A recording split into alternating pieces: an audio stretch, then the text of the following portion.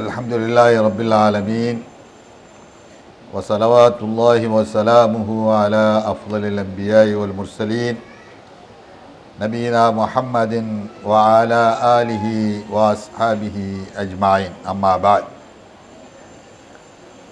فأعوذ بالله من الشيطان الرجيم بسم الله الرحمن الرحيم يا أيها الذين آمنوا اتقوا الله حق تقاته ولا تموتن إلا وأنتم مسلمون يا أيها الذين آمنوا اتقوا الله وقولوا قولا سديدا يصلح لكم أعمالكم ويغفر لكم ذنوبكم ومن يطع الله ورسوله فقد فاز فوزا عظيما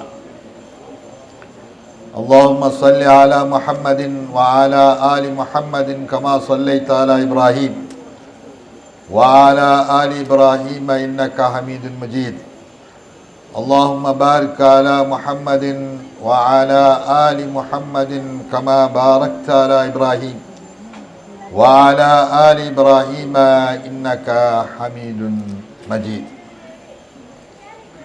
قال الله تعالى في القرآن الكريم ورتل القرآن ترتيلا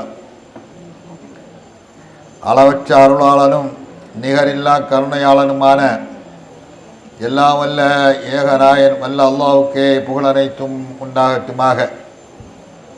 அவனுடைய ஸலவாத்தும் சலாமும் அல்லாஹ்வுடைய இறுதி தூதர் ரஹ்மத்துல் ஆலமீன் அகிலத்தின் அருள்கொடை அன்னலம் பெருமானார் முஹம்மது நபி ஸல்லல்லாஹு அலைஹி வஸல்லம் அவர்கள் மீதும் அவர்களுடைய வாழ்க்கை நெறியை பின்பற்றி வாழ்ந்து வெற்றி பெற்ற உத்தம நபித்தோழர்கள் ஏனைய அல்லாஹ்வுடைய நல்லடியார்கள் இங்கே குழுமிருக்கின்ற நம் அனைவர் மீதும் என்றென்று உண்டாகட்டுமாக. இந்த சிறப்பான அல்லாஹுக்கு உகப்பான இந்த நிகழ்ச்சியிலே மேடையிலே அமர்ந்திருக்கக்கூடிய அல் மாஹிர் குர்ஆன் மனனப்பள்ளியினுடைய நிர்வாகிகளை, நம்ம ஜம்மியத்து அல் குர்ஆனுல் ஹதீஸுடைய மாநில மாவட்ட கிளை நிர்வாகிகளை, காயல்மா நகரிலே சிறப்பான முகரிலே செயல்பட்டு கொண்டிருக்கக்கூடிய பெரியோர்களே, நிர்வாகிகளே, சான்றுகள் பெற்று அமர்ந்திருக்கக்கூடிய ஹாஃபில்களே, அவருடைய பெற்றோர்களை, இங்கே திரளாக வந்திருக்கக்கூடிய அன்பு சகோதர சகோதரிகளை, அஸ்ஸலாமு அலைக்கும் வரஹ்மத்துல்லாஹி வபரகாத்துஹு. அல்லாஹ்வுடைய மகத்தான கிருபையினால் அவனுடைய பேர் அருளால் இன்றைய தினம் இந்த காயல்மா நகரிலே அல் மாஹிர் குர்ஆன் மனன கல்வியகம் மனனப்பள்ளியினுடைய முதலாவது பட்டமளிப்பு நிகழ்ச்சியிலே நாம் எல்லாம் பங்கு பெற்றிருக்கின்றோம். அல்லாஹ்வுக்கு எல்லா புகழும்.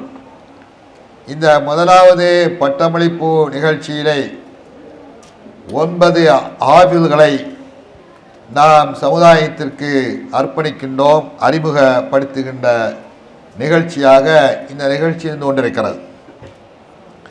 இந்த காயல்மா நகரை பொறுத்தவரையிலே ஹாஃபில்கள் என்று சொல்லப்படக்கூடியவர்கள் நிறைந்த ஊர். குர்ஆனை மனனம் செய்த ஹாஃபில்களை உருவாக்குகின்ற மகத்தான பணி இன்று நேற்றல்ல, பல்லாண்டுகளாக இந்த மாநகரிலே நமக்கு முன்னால் இருந்தவர்களெல்லாம் நிறைய ஹாஃபில்களை உருவாக்கிவிட்டிருக்கிறார்கள். காயல்பட்டினம் என்றாலே ஹாஃபில்களுக்கு சிறப்புக்குரிய ஒரு நகராக மக்கள் மத்தியிலே கடந்த காலங்களிலே அறிமுகமாக இருக்கிறது. அதே போன்றுதான் இந்த காலத்திலும் காயல்மா நகரம் தமிழகம் முழுக்க மக்கள் மத்தியிலே அறிமுகமாகிய ஒரு நகரமாகவும் இருக்கிறது. குறிப்பாக குர்ஆனோடு தொடர்புடைய மதரசாக்கள் மத்தியிலே இந்த நகரம் சில ஆண்டுகளாக அறிமுகமாகிக் கொண்டிருக்கிறது.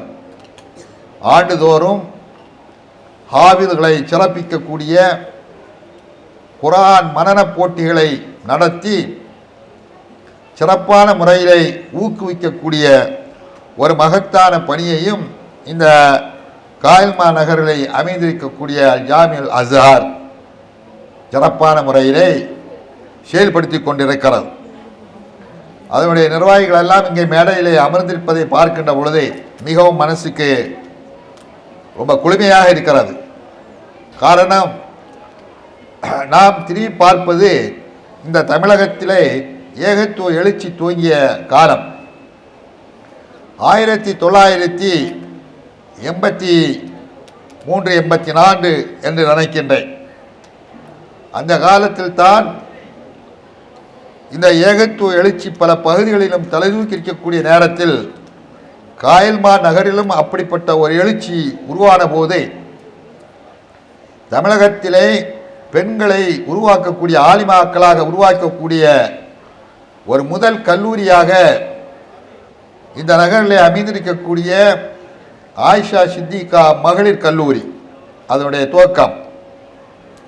அந்த நேரத்தில் அந்த கல்லூரியிலே பணியாற்றுவதற்காக நாம் அன்றைக்கு, அதாவது 1984 என்று நினைக்கின்றேன், அல்ல 83 அல்ல 84, அந்த காலகட்டத்தில் தான் நாம் இங்கே அமர்ந்திருக்கக்கூடிய நமது ஜம்மியத்து அஹ்ல் குர்ஆன் வல் ஹதீஸுடைய மாநில தலைவராக செயல்பட்டு கொண்டிருக்கக்கூடிய மரியாதைக்குரிய நண்பர் சகோதரர் ஷேக் அப்துல் காதர் மதனி அவர்களை அங்கே நாம் அனுப்பி வைத்தோம். இன்றைக்கு அந்த நிறுவனம் சீரும் சிறப்புமாக நடைபெற்று கொண்டிருக்கிறது. அவர்கள் இருக்க அவர்களுடைய அருகாமையிலே ஆயிஷா சித்திகாவுடைய நிர்வாகிய இருக்கக்கூடிய மரியாதைக்குரிய பெரியவர் கலாமி காக்கா அவர்களும் அமர்ந்திருக்கிறார்கள், மற்ற நிர்வாகிகளும் இருக்கிறார்கள். இப்படிப்பட்ட ஒரு அரிய வாய்ப்பை நாம் இங்கே பார்க்க முடிகிறது. இப்படிப்பட்ட பணிகள் நடைபெற்றிருக்கக்கூடிய இந்த தொடரிலே நமது ஜம்மியத்து அஹ்ல் குர்ஆன் வல் ஹதீஸுடைய ஒரு பங்களிப்பும் சிறப்பான முறையிலே அது துவக்க காலத்திலிருந்து அது நடைபெற்று கொண்டிருந்தாலும் இப்பொழுது தன்னுடைய சொந்த காலிலே நமது ஜமாஅத்துடைய பேரிலே பங்களிப்பு செய்ய வேண்டும் என்ற உயரிய நோக்கத்தோடு ஹாஃபில்களை உருவாக்குகின்ற ஒரு மகத்தான ஒரு பணியை இந்த நமது ஜமாஅத் நிர்வாகம் அதை பொறுப்படுத்தியிருக்கிறது. அதிலும் குறிப்பாக பல ஊர்களிலும் உள்ள மாணவர்களை இங்கே தங்க வைத்து முறையாக பயிற்சி கொடுத்து ஆய்வுகளாக ஆக்கக்கூடிய ஒரு சிறப்பை இந்த நமது ஜமாஅத்து செயல்படுத்தி கொண்டிருக்கிறது. அதற்கு அருள் புரிந்த அல்லாஹுக்கு நாம் மனமாற நன்றியினை நாம் தெரிவித்துக் கொள்கிறோம். இங்கே பட்டமளிப்பு உரை என்று சொல்லியிருக்கிறார்கள். இதற்கு முன்னால் பேசிய எல்லோருமே ஆற்றிய உரை பட்டமளிப்பு உரை தான். நான் புதிதாக பட்டமளிப்பு உரை என்ற பெயரில் ஒன்று சொல்ல வேண்டிய அவசியமில்லாத அளவிற்கு அனைத்து விஷயங்களையும் உள்ளடக்கி எல்லா அறிஞர்களும் உங்களுக்கு முன்வைத்து விட்டார்கள். நான் என்னுடைய பங்களிப்பு இந்த சான்றுகளை அவர்களுக்கு கொடுக்கக்கூடிய ஒரு வாய்ப்பு. அல்ஹம்துலில்லாஹ். எப்படி இருந்தாலும் ஒரு சில வார்த்தைகளை இங்கே பட்டம் பெறுகின்ற மாணவர்களானாலும் அந்த மாணவர்களை உருவாக்குவதற்குரிய பின்னணியிலே இருந்த பெற்றோர்கள் மற்றும் நிர்வாகிகள் இவர்களுக்கு அவசியம் சொல்ல வேண்டிய கடமை இருந்து கொண்டிருக்கிறது. அன்புக்குரியவர்களை, குர்ஆனை பொறுத்தவரையிலே இதனுடைய சிறப்புகளை நிறைய உங்களுக்கு வாரி வாரி வழங்கினார்கள் மார்க்க அறிஞர்கள். குர்ஆனும் சுன்னாவும் சொல்லக்கூடிய அந்த சிறப்புகளை, இந்த குர்ஆனை பொறுத்தவரையிலே அதனுடைய தனி சிறப்பிலே ஒரு முக்கியமான ஒரு சிறப்பு என்னவென்று சொன்னால் அதை ஓதுகின்ற சிறப்பு. குர்ஆன் இருக்கிறதே, குர்ஆனை கண்ட புத்தகங்களை மாதிரி வாசிக்க முடியாது. அரபியிலே எத்தனையோ புத்தகங்கள் இருக்கிறது, ஹதீஸும் அரபியில் தான் இருக்கிறது. ஆனால் அல்லாஹ் தஆலா குர்ஆனை என்ன சொல்றான், ஒரு ரத்திலுல் குர்ஆன தர்த்தீலா, குர்ஆனை ஓதும் போது தர்த்தீலாகத்தான் ஓத வேண்டும் என்று அல்லாஹ் தஆலா சொல்கிறான். தர்த்தீல் என்றால் என்ன, அதை நான் தெரிந்தாக வேண்டும் அறிஞர்கள். அதாவது ஹதீஸ ரத்திலுல் ஹதீஸ தர்த்தீலா என்று சொல்லவில்லை, அப்படி ஓதுகின்ற வழக்கமும் இருக்கவில்லை. அதாவது குர்ஆனை நம்ம எப்படி ஹாஃபிதுகள் மிக அழகான குரலிலே, இனிமையான குரலிலே, வசீகரமான குரலிலே ஓதுகிறார்களோ இந்த தன்மை குர்ஆனுக்கு மட்டும்தான். வேற ஹதீஸ், எந்த ஹதீஸு கிடையாது. புகாரியே வாசிக்கிறார்கள், இந்த காயல் பட்டத்துடைய விசேஷங்களில் ஒன்று என்னன்னா, ஷாபான் மாதம் வந்து விட்டால் அதனுடைய கடைசியிலே புகாரியை வாசிப்பார்கள். அந்த பழக்கம் இருக்கா இல்லையா? வாசிப்பார்கள். அந்த ரஜபில் வாசிப்பார்கள், ரஜபில் வாசிக்கிறார்கள். அந்த புகாரியை அவர்கள் ஆரம்பித்து கடைசி வரை வாசிப்பது கூட குரானை வாசிப்பது மாதிரி அவர் வாசிக்க மாட்டார்கள். அப்படியே நபி உரையில் எல்லாம் ஒன்று அண்ணவு கால ரசூலுல்லாஹி ஸல்லல்லாஹு அலைஹி வஸல்லம் இப்படியே ஓதாடுறவங்கள குரானை ஓதுவது மாதிரி ஓத மாட்டார்கள். யா அய்யுஹல்லதீன ஆமனு இதா நூதிய லிஸ்ஸலாத்தி மின் யௌமில் ஜும்ஆ இப்படி ஓத. இதே மாதிரி ஹதீஸ அப்படிலாம் ஓதுறது கிடையாது. காரணம் என்ன? அதுக்கு அந்த தன்மை கிடையாது. அப்படி ஓதினாலே எல்லாம் சிரிச்சுட்டு போவாங்க, என்னடா இப்படி ஓதாது. ஆனால் குரானுக்கு அல்லாஹ் சுப்ஹானஹு வ தஆலா கொடுத்திருக்கக்கூடிய ஒரு அழகிய ஒரு வசீகரத்தன்மை. அதனால்தான் அல்லாஹ் தஆலா குரானை ஓதுகின்ற பொழுது தர்த்தீலாகத்தான் ஓத வேண்டும். தர்த்தீலாக ஓத வேண்டும் என்பது அல்லாஹ்வுடைய கட்டளை. தர்த்தீல் என்றால் என்ன? உரத்திலுல் குரான தர்த்தீலா. தர்த்தீல் என்றால் என்ன? தஜ்வீது. தஜ்வீது தஜ்வீது முறைப்படி குரானை ஓத வேண்டும். இந்த குரானுக்கு அதனுடைய துணி இருக்கிறது. அது அரபி மொழியிலே தான் அந்த 28 எழுத்துக்களை கொண்டதுதான் குரான். அப்படி இருந்தாலும் அந்த குரானுடைய வார்த்தைகளுக்கு ஒரு ஈர்ப்பு சக்தி இருக்கிறது, ஒரு தனி துணி இருக்கிறது. அது அரபியிலே குருபுக்களால் கோர்வை செய்யப்பட்ட வார்த்தைகள் தான் குரானுடைய ஆயத்துகள். இருந்தாலும் அதனுடைய ஈர்ப்பு சக்தி இருக்கிறது. அது எதுவுமே கிடையாது. எந்த கிதாபை எடுத்து படித்தாலும் கிடைக்காது. அதிலே பஞ்சை வைத்துக் கொண்டு காதை அடைத்து விட்டு சென்றார்கள். அவர்களை அறியாமலே காதில் இருந்து பஞ்சு வெளியே எடுத்து விழுந்தவுடன் இந்த குரானுடைய இனிமையான அந்த தொனி அவருடைய காதில் போய் பாய்ந்து இதயத்தை பாதித்தது. உடனே இஸ்லாமானார்கள். மீடியாக்கள் வந்த பிறகு இந்த ஃபேஸ்புக்கிலும் மீடியாக்களில் நீங்கள் பார்க்கிறீர்கள், சின்ன குழந்தைகள் எல்லாம் குரான் ஓது. 1 வயசு 2 வயசு குரான் ஓதி அழகான முறையில் இனிமையான குரலில் அந்த பிள்ளைங்க ஓதக்கூடிய அதை போட்டுக்கிட்டு அதை சில நிகழ்ச்சிகளில் அதை போடும்போது சினிமா துறையில் இருக்கக்கூடிய பெரிய பெரிய நடிகை பெரிய பெரிய அவங்களெல்லாம் கண்கலங்கி அழுது கண்ணீர் வடிக்கக்கூடிய காட்சியெல்லாம் காட்டுறான். இந்த குரான் வசனத்தை கேட்டு அந்த சின்ன குழந்தைகள் ஓதுகின்ற அந்த குரான் வசனத்துடைய அந்த தொனி, அந்த ராகம், இனிமையான ராகம், அப்படிப்பட்ட ஒரு அற்புதம் குரானுக்கு இருக்கிறது. நீங்க ஏனோதாலும் என்று ஓதிக்கிட்டு போக முடியாது. குரானை மனனம் செய்யக்கூடிய பார்க்கிறோம். இருந்து அப்படியே ஓதுவார்கள், இப்படித்தான் பாடமாக்குவார்கள். நிதானமான அழகான முறையிலே ஓதி பாடமாக்கலாம். அரபி அறையில் பார்க்க முடிகிறது. அதனால குரானை மதிக்க வேண்டும் என்றால் அதற்கு உரிய ஹக்கை கொடுக்க வேண்டும். குரானுக்கென ஒரு ஹக்கு இருக்கிறது. குரானுடைய ஹர்ஃபுக்கென ஒரு ஹக்கு இருக்கிறது. ஒவ்வொரு ஹர்ஃபுக்கு ஒரு ஹக்கை கொடுத்து ஓத வேண்டும். அப்பொழுதுதான் அது தர்த்தீலாக வரும். அந்த தர்த்தீல் அடிப்படையிலே ஓதும் போதுதான் மக்கள் மத்தியிலே ஈர்க்கப்படும். அல்லாஹ்வுடைய தூதர் ஸல்லல்லாஹு அலைஹி வஸல்லம் அவர்கள் சொன்னார்கள், ஸையுனுல் குர்ஆன பி அஸ்வாதிக்கும், ஸையுனுல் குர்ஆன பி அஸ்வாதிக்கும், உங்களுடைய சவுத், உங்களுடைய குரல்களால் குர்ஆனை அலங்கரியுங்கள் என்று சொன்னார்கள். அப்துல்லாஹ் இப்னு மஸ்ஊத் ரலியல்லாஹு தஆலா அன்ஹு அவரை கொண்டு ஓத சொல்றாங்க. இங்க சொல்லி காமித்தார்கள். அப்துல்லாஹ் இப்னு மஸ்ஊத் அவர்கள் ஓதினார்கள்னா சும்மா ஜலபத்தா ஓய்ந்து போகவில்லை. அவர்களுடைய ஓதலுக்கு ஒரு ராகம் இருந்தது, ஒரு இனிமை இருந்தது அவருடைய குரலுக்கு. அந்த இனிமையிலே அல்லாஹ்வுடைய தூதர் அவர்கள் அதை ரசித்தார்கள். குர்ஆன் மனனம் செய்கிறார்கள். அந்த பிள்ளைகளை மனனம் செய்வதற்காக வேண்டி பெற்றோர்களும் முயற்சி எடுத்து பல ஊர்களில் இருந்தும், கன்னியாகுமரியில் ஆரம்பித்து சென்னையிலிருந்து வர நம்ம சகோதரர்கள் நிறைய வந்திருக்கிறார்கள், நம்மால் பார்க்க முடிகிறது. அந்த பிள்ளைகளை இங்கே அனுப்பி அவர்களை குர்ஆன் மனனம் செய்ய வைத்து அவர்கள் கண்குள்ளா காட்சி பார்க்கிறார்கள். ஹாஃபிஸ், மாஷா அல்லாஹ், என்னுடைய பிள்ளை சான்றுகளை ஹாஃபிஸ் என்ற சான்றை கையிலே தாங்கிவிட்டார்கள் என்ற மன நிறைவிலே இருக்கிறார்கள். அல்ஹம்துலில்லாஹ். அல்லாஹ் தஆலா அவர்களுக்கு அதற்குண்டான கூலியை கொடுக்க வேண்டும்.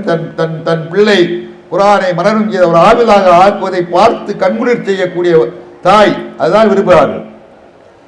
எனவே அல்லாஹ் அவர்கள் சொல்றார்கள், ரப்பனா ஹப்லனா மின் அஸ்வாஜினா வ ذُرِّيَّاتِنَا குர்ரத்த அயுனின், ரப்பனா ஹப் லனா மின் அஸ்வாஜினா வ ذُرِّيَّاتِنَا குர்ரத்த அயுன், குர்ரத்த அயுன், கண் குளிரச் செய்யக்கூடிய சந்ததிகளை எனக்குத்தா, கண் குளிரச் செய்யக்கூடிய ஜோடியை எங்களுக்குத்தா என்று பிரார்த்திக்க வேண்டும் என்று அல்லாஹ் சொல்கிறான். அப்படி அவர்கள் கண் குளிர்கிறது.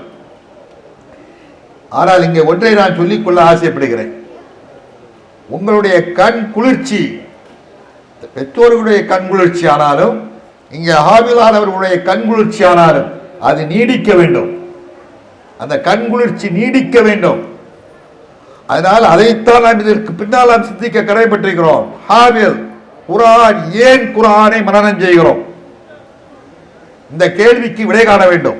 நீங்கள்லாம் ஹாபில் ஆயாச்சு. ஏன் குர்ஆனை மனனம் செய்தேன்? இதற்கு உங்களுக்கு பதில் சொல்ல தெரியுமா? பதிலை உங்களுக்கு கற்றுத்திருக்கிறார்களா? வீட்டுக்கு போகிறதுக்கு முன்னால அந்த பதில் என்னங்கிறத கேட்டுக்கிட்டா நீங்க வீட்டுக்கு போகணும். நல்லா விளையாடுங்க. ஏன் நான் ஹாபில் ஆகிறேன் அவனுக்கு சொல்லிக் கொடுக்கணும். சான்று பெறதுக்கா? இந்த பேப்பரை வாங்குறதுக்கா? இல்லை இந்த அட்டையை வாங்குறதுக்கா? அந்த மட்டை நீ கையில் வச்சுக்கல பழக இதை வாங்குறதுக்கா? அல்ல எல்லாரும் உங்களை ஹாபில்னு சொல்றதுக்கா? அப்படி இருந்தால் அது வேஸ்ட். அதுக்கல்ல ஹாபில்கிறது. ஹாபில் என்பது என்ன? எதற்கு குர்ஆனை நாம் ஹாபில் செய்கிறோம்? அல்லாஹ்வுடைய கலாம், அல்லாஹ்வுடைய வேதம், அது மனித வாழ்க்கையினுடைய நெறி, வாழ்க்கை வழிகாட்டி, உலகத்தில் எப்படி வாழ வேண்டும் என்பதற்கு அது வழிகாட்டுகின்ற ஒரு கைடு, ஒரு செரப்பஸ். அந்த குர்ஆன் அடிப்படையில் வாழ்ந்தாக வேண்டும். குர்ஆனை தெரிந்து நீங்கள் புரிந்து அதை ஓத வேண்டும். அது அடுத்த கட்டமாக நீங்கள் இந்த குர்ஆனுக்கு கொடுக்கக்கூடிய மரியாதை, தாய்மார்களே, பெற்றோர்களே, உண்மையிலேயே நீங்கள் இந்த குர்ஆனுக்கு மரியாதை கொடுக்கிறீர்கள் என்று சொன்னால், இதோடு விட்டு விடுவீர்களானால் நாளை அல்லாஹ்வுடைய முன்னிலையிலே குற்றவாளி கூண்டிலே நீங்கள் நிறுத்தப்படுவீர்கள். உங்களுடைய பிள்ளைகளை குர்ஆன் மனப்பாடம் செய்து சும்மா எழுத்துக்களை வாசி மனப்பாடம் செய்ய விட்டுட்டியா? வா, அல்லாஹ் தர கேட்பான். அதுக்கு பதில் சொல்ல வேண்டும். இதற்கு பின்னால் தான் அவர் ஓதிய ஓதல் அத்தனையும் வாழ்க்கையிலே பிரதிபலிக்க செய்ய வேண்டும். அப்படி பிரதிபலிக்க வேண்டுமானால் அதனுடைய அர்த்தத்தை தெரிய வேண்டும். குர்ஆன் என்ன சொல்கிறது? குர்ஆன் என்ன வேதமா? வேத ஓதுற மாதிரி மந்திர சொல்லா? குர்ஆன் மந்திர சொற்கள் அல்ல. அது வாழ்க்கை வழிகாட்டி. ஒவ்வொரு வசனமும் நமக்கு வழிகாட்டுகிறது, நமக்கு புத்துணர்வு ஊட்டுகிறது, நம்மை மறுமை சிந்தனை ஊட்டுகிறது, கடந்த கால வாழ்க்கை நினைவூட்டுகிறது, நேரிய வழியிலே எப்படி செல்ல வேண்டும் என்று பாடம் கற்பிக்கிறது. அதுதான் குர்ஆன். இன்னஹாதல் குர்ஆன யஹ்தி லில்லதி ஹிய அக்வம் வ யுபஷ்ஷிருல் முஃமினீன் அல்லதீன யஅமலூன ஸ்ஸாலிஹாத் அன்ன லஹும் அஜ்ரன் கபீரா. இதுதான் குர்ஆன். இன்னஹாதல் குர்ஆன். அடுத்த வாங்கடா. சிரிக்காதீங்க. இன்னஹாதல் குர்ஆன் யஹ்தி லில்லதி ஹிய அக்வம். என்ன அர்த்தம் தெரியுமா? அடுத்த கட்டமா நீங்க அதை படிக்கணும். ஏன்னா சபதம் எடுங்க, நான் மனனம் செய்த இந்த குர்ஆனை இன்ஷா அல்லாஹ் அடுத்த கட்டமாக அந்த குர்ஆனிலே என்ன இருக்கிறது என்பதை A to Z அதை படித்து பொருள் தெரிஞ்சு என்னுடைய வாழ்க்கையிலே நான் அமல்படுத்துவதோடு அதை பிற மக்களுக்கு முன்பு சேர்ப்பேன். அதற்கு நான் என்னை தயார்படுத்துவேன் என்ற சபதம். வேதனைக்குரிய விஷயம் என்னவென்றால், நிறைய ஹாஃபில்கள் நான் அறிந்தவரை நிறைய சின்ன பிள்ளைங்க ஹாஃபில் ஆகுறான், 10ஆம் கிளாஸ் படிக்கிறான், 11ஆம் படி அவ்வளோ தூக்கி எறிஞ்சிட்டு போறான். அடுத்த கூட்டா குர்ஆன் ஓதக்கூட தெரியாது ஹாஃபில்கள். நான் பொய் சொல்லவில்லை. ஒரு ஆயத்தை கேட்டா சொல்ல தெரியல. காரணம் அந்த 10ஆம் கிளாஸ் முடிந்ததோட அவர் அது ஷிஃப்ட் ஆகி முடிஞ்சது. ஹாஃபில் படிச்சலாம் 11 12 ஆயிட்டா தாய்மார்களுடைய எண்ணங்கள்லாம் பரீட்சை +2 நிறைய மார்க் எடுக்கணும், அடுத்த காலேஜில் போகணும், அங்க போகணும். இதே சிந்தனையில குர்ஆனை டோட்டலா மறந்துடுறான். வேறுனா கூட குர்ஆன் எடுத்துக்க மாட்டான். நான் அறிஞ்சவரை எங்க இருக்கு அந்த குர்ஆனால என்ன பிரயோஜனம்? அவுட்டு போ. அவங்க 4 வருஷம் அவனை கட்டி காத்து, 4 வருஷம் மூச்சை தொலைச்சி, 4 வருஷம் செலவழிச்சு, சாப்பாடை போட்டு, பெற்றோர்கள் கவலைப்பட்டு எல்லாம் போக்கு. இதுல நான் ஏன் குர்ஆனை மனப்பாடம் செய்தேன்? அந்த குர்ஆன் நமக்கு சாட்சி சொல்ல வேண்டுமானால் மறுமையிலே குர்ஆனை மனனம் செய்ததோடு நிற்கக்கூடாது, அழகாக ஓத வேண்டும், வாழ்க்கையிலே அமுல்படுத்த வேண்டும். அப்பொழுதுதான் அந்த குர்ஆனுடைய முழு பலனையும் உங்களால் பெற முடியும். அல்லாஹ்வுடைய தூதர் ஸல்லல்லாஹு அலைஹி வஸல்லம் அவர்கள் சொன்னார்கள், இக்ராவுல் குர்ஆன மன் கரா ஹர்ஃபன் மினல் குர்ஆனி ஃபலஹு ஹஸனத்துன் வல் ஹஸனத்து இலா அஷ்ரி அம்சாலிஹா அவ் கமா கால ஸல்லல்லாஹு அலைஹி வஸல்லம். குர்ஆனை ஓதுங்கள், அந்த குர்ஆனுடைய இருந்து நீங்கள் ஓதுகின்ற ஒரு எழுத்துக்கு 10 நன்மை. லா அகுல் லக்கும் அலிஃப் லாம் மீம் ஹர்ஃப் பல் அலிஃபுன் ஹர்ஃபுன் வ லாமுன் ஹர்ஃபுன் வ மீமுன் ஹர்ஃபுன் என்று சொன்னார்கள். நீங்கள் குர்ஆனை ஓதுங்கள், ஒரு ஹர்ஃபுக்கு 10 நன்மை. அலிஃப் லாம் மீம் என்று சொன்னால் அது ஒரு எழுத்து என்று நினைத்துக் கொள்ளாதீர்கள், அது 3 எழுத்து. அலிஃபுல் எழுத்து, லாமுல் எழுத்து, மீமுல் எழுத்து, 30 நன்மைகள் உங்களுக்கு கிடைக்கும். சும்மா கிடைச்சிருமா? சும்மா அலிஃப் லாம் மீம் சொன்ன உடனே 30 தந்துருவானா அல்லாஹ்? இல்ல, அந்த 30 நமக்கு முழுமையாக கிடைக்க வேண்டுமானால் அர்த்தத்தை தெரிந்து ஓதினால் தான் கிடைக்கும். அர்த்தத்தை தெரிந்து ஓத வேண்டும். ஆனால் எதை தெரிந்தோமோ அதன் அடிப்படையிலே வாழ்ந்து காண்பிக்க வேண்டும். அப்பொழுதுதான் அந்த குர்ஆன் நமக்கு முழு பலனையும் தரும். இல்லாவிட்டால் மஸலுல்லதீன உம்மிலுத் தௌராத்த ثم لم يحملوها كمثل الحمار يحمل أسفارا بئس مثل القوم الذين كذبوا بآياتنا. அல்லாஹு அக்பர். வசனம் படிச்சிருக்கீங்களா? நான் சொல்ல வரவில்லை, அர்த்தத்தை சொல்ல வரவில்லை, நீங்கள் விலகிக் கொள்ளுங்கள். குர்ஆனை சுமந்து கொண்டு அதன்படி செயல்படாவிட்டால் என்ன பனிஷ்மெண்ட்? அல்லாஹ் காப்பாற்ற வேண்டும், என்னையும் காப்பாற்ற வேண்டும், உங்களை காப்பாற்ற வேண்டும். தெரிந்ததன் அடிப்படையிலே வாழ்ந்து காமிக்க வேண்டும். குர்ஆன் ஓதுதன் அடிப்படையிலே செயல்படுத்த வேண்டும். அதற்குத்தான் நான் ஆபிலாகிறேன், வேற எதற்கும் ஆபிலாகவில்லை. எனவே அன்புக்குரிய சகோதரர்களை, தாய்மார்களை, இதை கவனத்தில் கொள்ளுங்கள். இப்பொழுதே அடுத்த கட்டமாக உங்களுடைய பிள்ளைகளை நீங்கள் என்ன செய்ய போகிறீர்கள்? 4 ஆண்டு காலமாக கட்டி காத்து அவனை உருவாக்கி ஆளாக்கி விட்டாச்சு.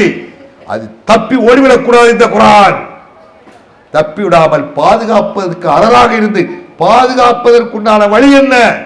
நிர்வாகிகளிடத்தில் கேளுங்கள், வழிகாட்டுவார்கள். எங்கே அனுப்ப வேண்டும், எங்கே நீங்கள் அனுப்பி வைத்தால் அந்த பிள்ளைகள் குர்ஆனுடைய பொருள் தெரிஞ்ச மேதைகளாக, அறிஞர்களாக, உண்மையான யதார்த்தமான ஆவியாக வருவார்கள் என்பதை நீங்கள் கேட்டு அதன்படி நீங்கள் செயல்படுங்கள். அல்லாஹ் சுப்ஹானஹு வ தஆலா இப்படிப்பட்ட ஒரு சிறப்பான ஒரு மகத்தான பணி, அல்லாஹ்வுக்கு விருப்பமான பணி இங்கே நடைபெற்றுக் கொண்டிருக்கிறது. இதற்கு இங்கே உள்ள நமது நிர்வாகம், நம்ம ஜம்மியத் அல் குர்ஆன் உள்ள ஹதீஸுடைய மாநில தலைமை நிர்வாகம் முழுக்க முழுக்க இறங்கி செயல்படுகிறார்கள். அவர்கள் ஊரை விட்டு, குடும்பத்தை விட்டு, யாரு நம்ம ஹிதாயத் சாஹிப் பொருளாளர் அவர்கள் இங்கே வந்து கட்டி காத்து அதை உருவாக்குகிறார்கள். அல்லாஹ் அவர்களுக்கு நற்கூலியை கொடுக்க வேண்டும்.